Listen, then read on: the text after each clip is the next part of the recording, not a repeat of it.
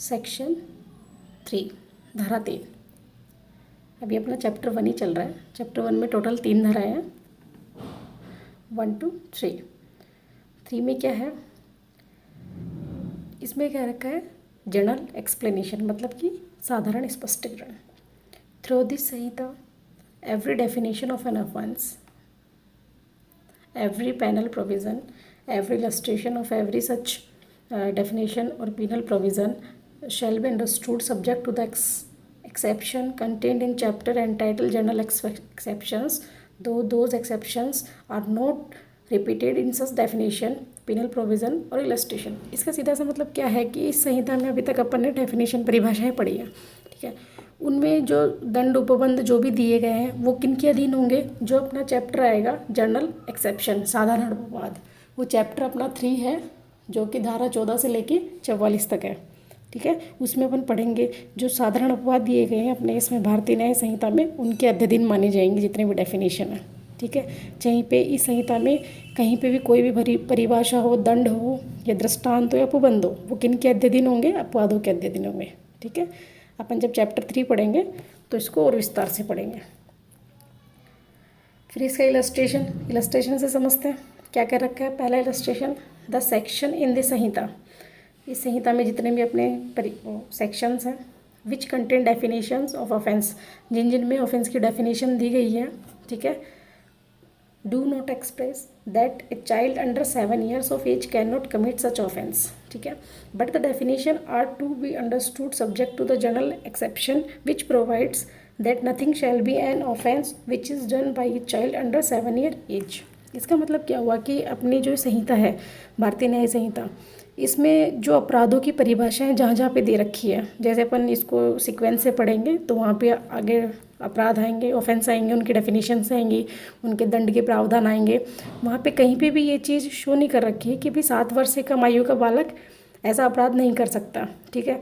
तो इस चीज़ को किस में डाला गया है, साधारण अपवादों के अंदर डाला गया, ठीक है।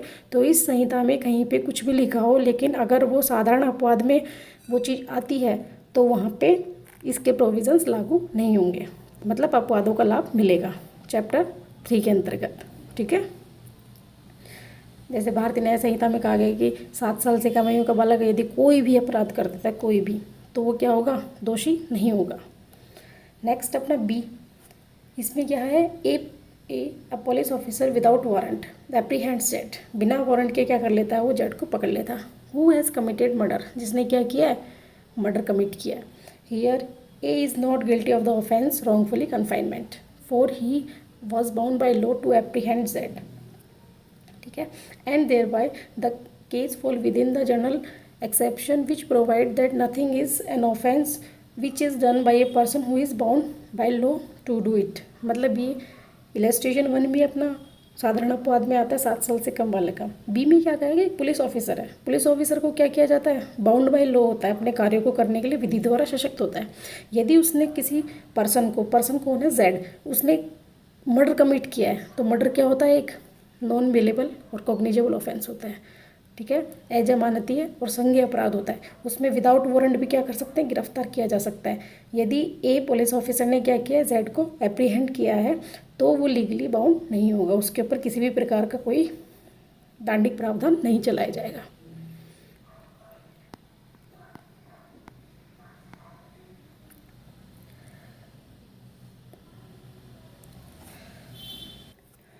टू है अपना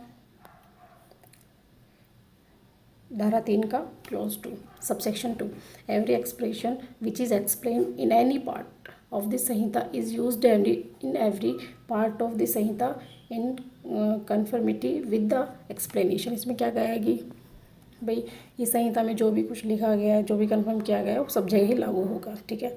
इस पर इतना ध्यान देने की जरूरत नहीं है, नॉट इम्पोर्टेंट। 3 क्या है, man property is in the position of A person's spouse, clerk or servant on account of that person,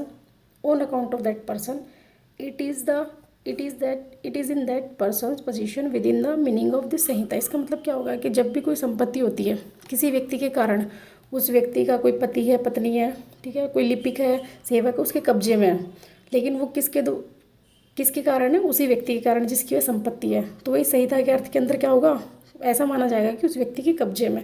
माना ए कोई पर्सन है, उसकी कोई प्रॉपर्टी है,